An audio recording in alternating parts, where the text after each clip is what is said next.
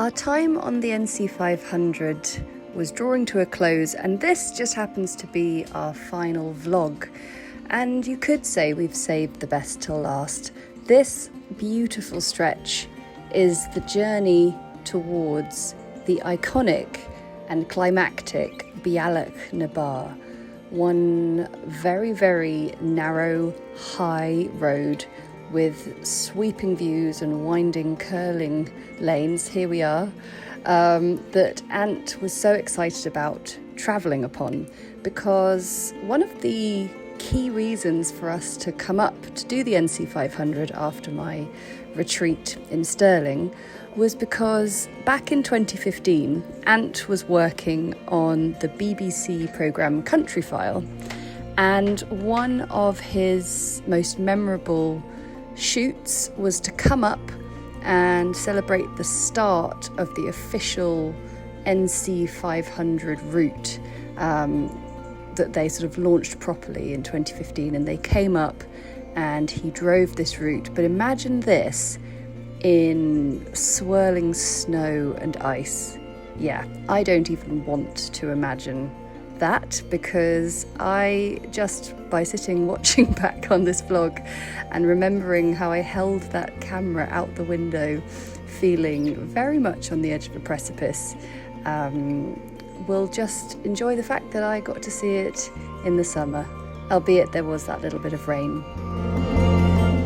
I think the sheer scale of the view of the Highlands across the NC 500 was brought really, really into focus travelling the Bealach na Bar.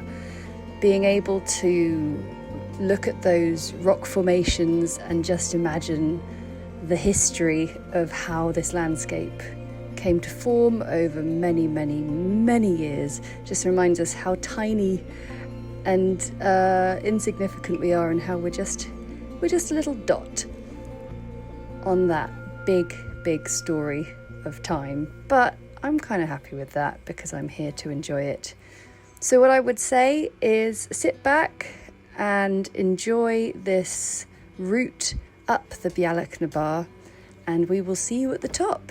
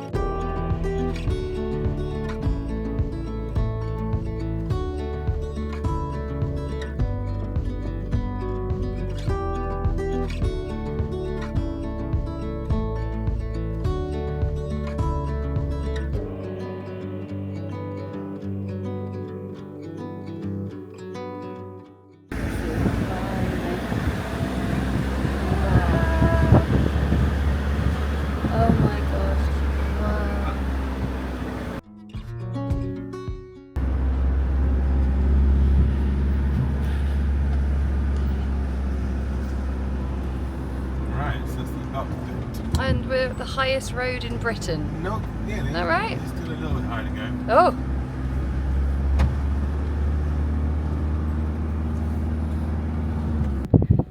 And here we are at the, say it, Bealach na Bar. The Bealach na Bar viewpoint. It's very high. Good fun driver. I'm very grateful Glad we to didn't you see the big digger for with the driving forklift that. pointing forward. Yeah, there's loads of They've obviously been, these this is where I coming so down. my last ever country vlog, I was filming up here in the snow, and I think they were building that. This side. Oh, and the rain has started, so let's get on our way down. What goes up? Must go down.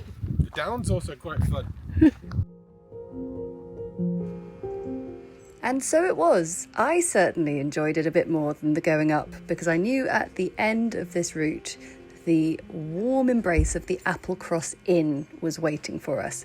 So Applecross is a place that Ant visited back in 2015 when he was doing this route and just had such fond memories of. So it was just so special to have that extra connection for this trip. And down we went, really impressed with the road surface here. They really have looked after it. And you could see that they were still sort of doing work on it and things. So if you're ever wondering about travelling this route yourself and you're not the most confident driver like Ant is, you're going to be fine. Plenty of passing points. People drive at a sensible pace. It was wonderful. So yeah, why not take a trip? And you, like us, can go and enjoy the wonderful photos of Gerard Butler posing with all the guests in the Applecross Inn. It was so cool. And that is where we found ourselves after a particularly dramatic day on the road. What I'm not telling you yet is that just before we started ascending the Bealach, we had a bit of a dramatic moment with our van, and Ant is going to be able to tell you all about that when we get down to our campsite.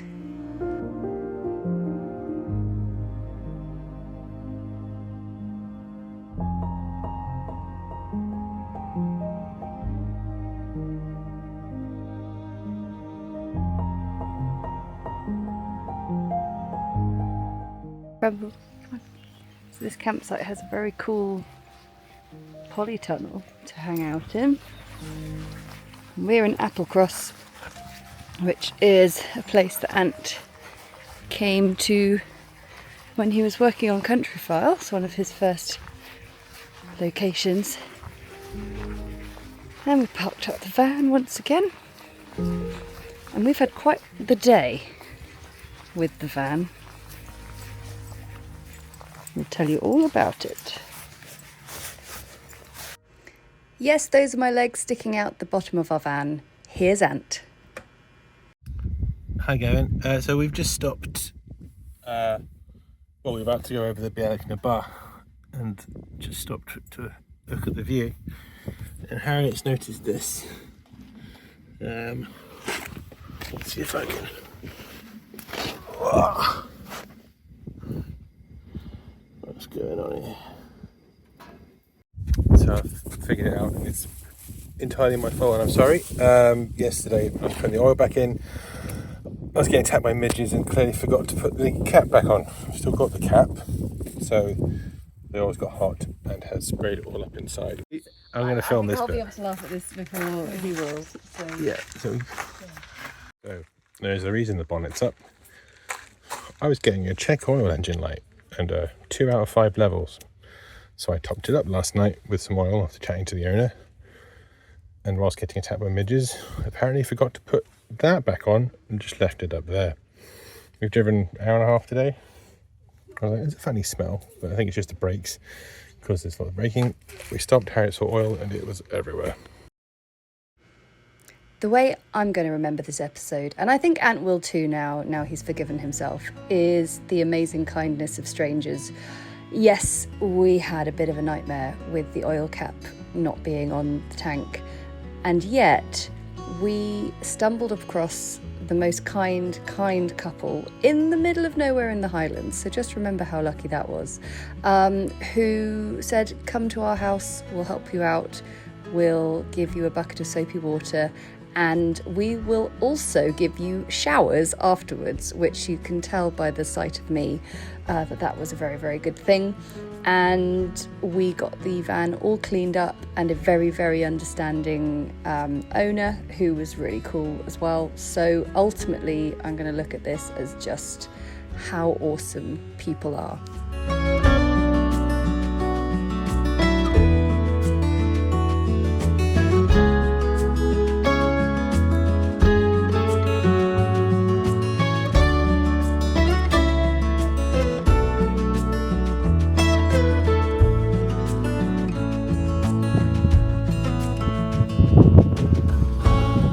This is our last camping stop. We're all a bit exhausted. We found an amazing Sunday roast, which is more food than any of us have eaten in a while. So nap time, and I thought I'd try and paint something, but the view's a bit misty.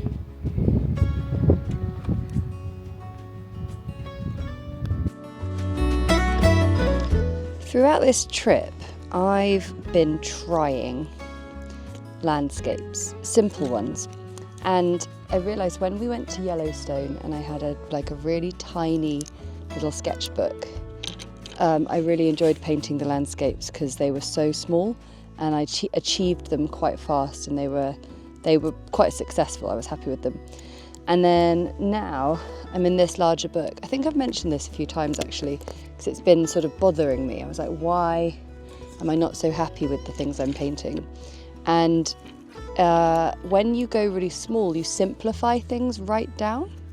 And I have too much space with my large sketchbook. So I'm just going to try and channel the simplification with this scene I'm going to try and paint. I'm going to try. Try is the key word. And I was thinking about how sketchbooks are a bit like diaries or journals. You write in them every day, regardless of whether you're in a good mood or a bad mood, any kind of mood. The whole point is you're documenting it. And that's how you should see your art in a sketchbook. Whatever your thoughts or feelings, you get them down into the book. And then the joy is being able to look back later on and see how day to day your mood changed, your art changed, and maybe, just maybe, there was a progression and an improvement. Or you got to the end and you're like, landscapes are not my thing. But I'm not giving up just yet.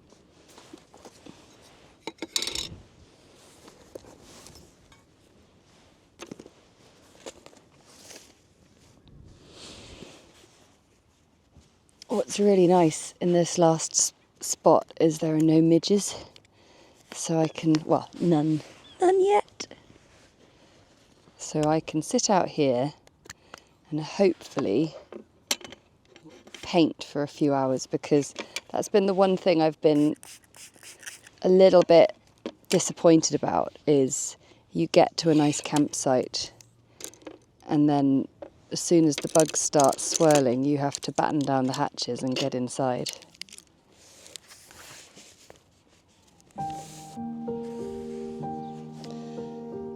So I try not to use too much pencil in my work, but I'm just going to place in the simplest of shapes. Because, you know, if you've been doing something and it's not been quite going how you wanted it, maybe, just maybe, you should try something else. Try doing something a bit different.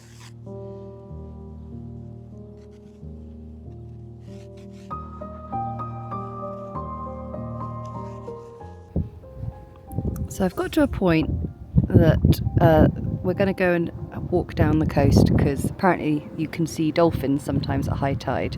But I'm very pleased with elements of this. I really like the distance in the background. That's what I've been trying to get to, what I've been aiming for.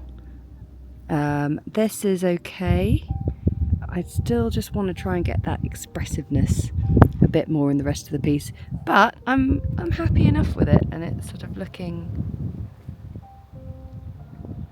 fairly okay. So yeah, just my message to you through all of this is just keep going, and sketchbooks are a great way of not really worrying, you know, what the finished result is. Saying that, I'm going to come back to this later on. So come to the peninsula. Is that right? The peninsula. It is. I can't remember the name of it. Because we told there might be some dolphins. But what's funny is it's like Yellowstone. Everybody else is here as well. We've all been told the same thing. But there's some cool dog spotting as well. We saw an osprey. Yeah, we did see an osprey actually.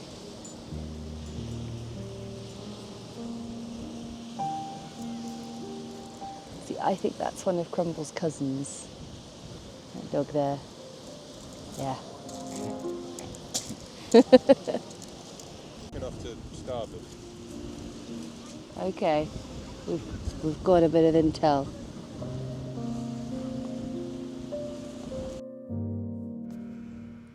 And yet Crumble was not that excited about the possibility of a dolphin spotting, so he and I decided to wander back to the camper van, a little bit cold and a little bit tired, at the end of our road trip. And I'll tell you now that that painting still sits in my sketchbook unfinished, and that's fine, because it's all about creating when you feel in the moment, and I'm sure I'll come back to it soon. Meanwhile, Ant sat patiently. He's very good at that. He sits and waits for me to finish paintings all the time. And I'm so thrilled to say he was rewarded.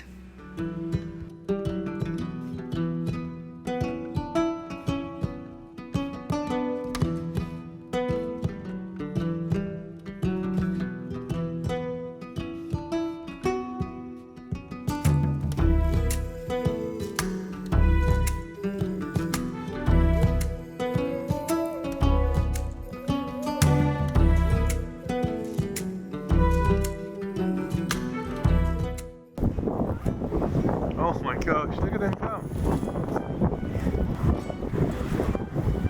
Someone rang the dinner bell.